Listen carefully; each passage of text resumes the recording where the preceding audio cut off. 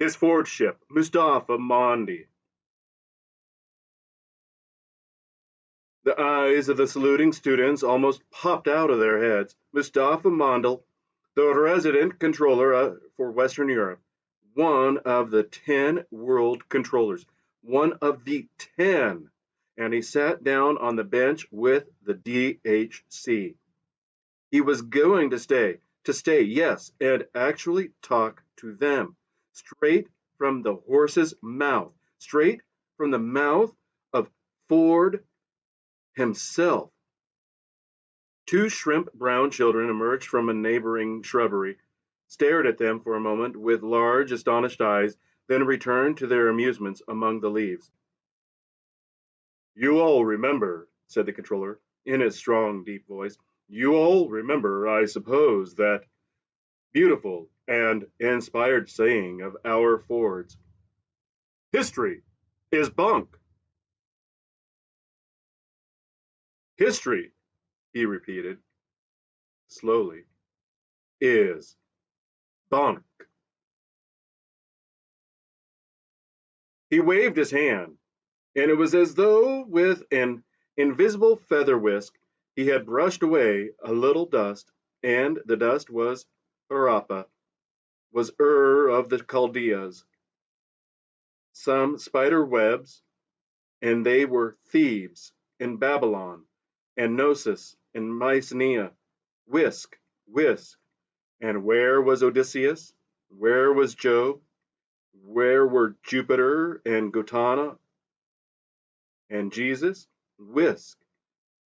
And those specks of antique dirt called Athens and Rome, Jerusalem and the Middle Kingdom, all were gone. Whisk. The place where Italy had been was empty. Whisk. The cathedrals. Whisk. Whisk. King Lear and the thoughts of Pascal. Whisk. Passion. Whisk. Requiem. Whisk. Symphony. Whisk.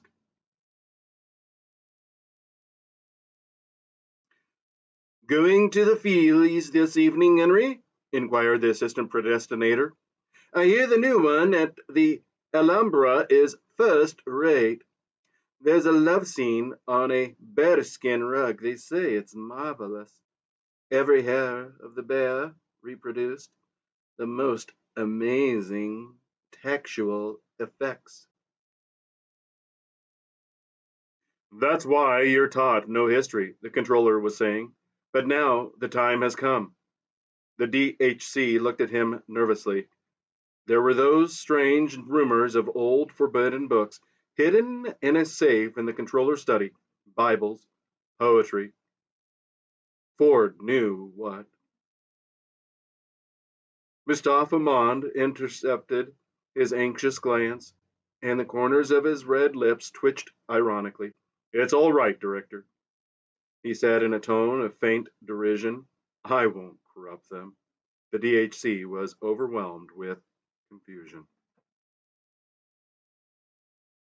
Those who feel themselves despised do well to look despising. The smile on Bernard Marx's face was contemptuous. Every hair on the bear, indeed. I shall make a point of going, said Henry Foster. Mustafa Mond leaned forward, shook a finger at them. Just try to realize it, he said, and his voice sent to strange thrill quivering along their diaphragms. Try to realize what it was like to have a viviparous mother. That smutty word again. But none of them dreamed this time of smiling. Try to imagine what living with one's family meant.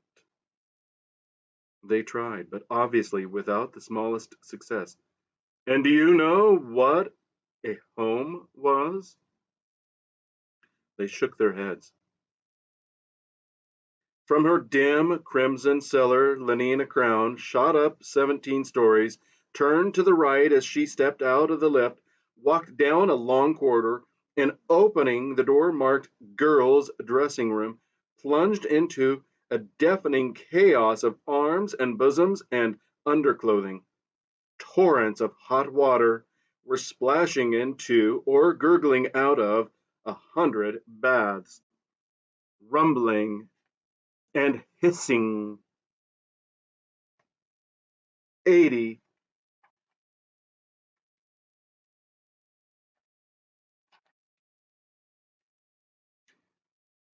80 vibro vacuum massage machines were simultaneously kneeling or kneading and sucking the firm and sunburnt flesh of 80 superb female specimens. Everyone was talking at the top of her voice. A synthetic music machine was warbling out a super cornet solo.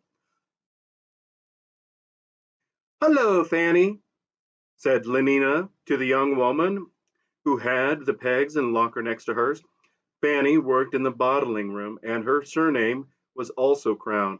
But as the 2,000 million inhabitants of the planet had only 10,000 names between them, the coincidence was not particularly surprising. Lenina pulled at her zippers, downwards on the jacket, downwards with a double-handed gesture at the two that held trousers, downwards again to loosen her undergarments. Still wearing her shoes and stockings, she walked off towards the bathrooms. Home, home. A few small rooms, stiflingly over inhabited by a man, by a periodically teeming woman, by a rabble of boys and girls of all ages. No air, no space. An under-sterilized prison, darkness, disease, and smells. The controller, the controller's evoc-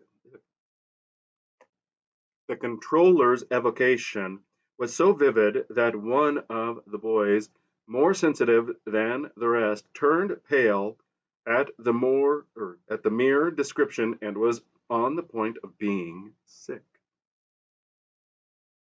Lenina got out of the bath, toweled herself dry, took hold of a long, flexible tube plugged into a wall, presented the nozzle to her breast as though she meant to commit suicide, pressed down the trigger. A blast of warmed air dusted her with the finest talcum powder.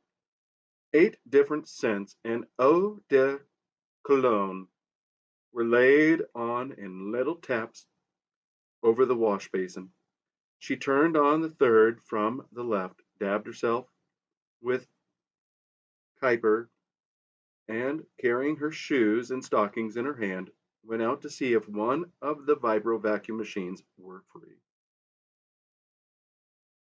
And home was as squalid psychically as physically. Psychically, it was a rabbit hole, a midden hot with frictions of tightly packed life, reeking with emotion. What suffocating intimacies, what dangerous, insane, obscene relationships between the members of the family group. Maniacally, the mother brooded over her children, brooded over them like a cat over its kittens, but a cat that could talk, a cat that could say, my baby, over and over again. My baby, and oh, oh, at my breast. The little hands, the hunger, and that unspeakable, agonizing pleasure, till at last my baby sleeps. My baby sleeps with a bubble of white milk at the corners of his mouth. My little baby sleeps. Yes, said Mustafa Mond, nodding his head. You may well shudder.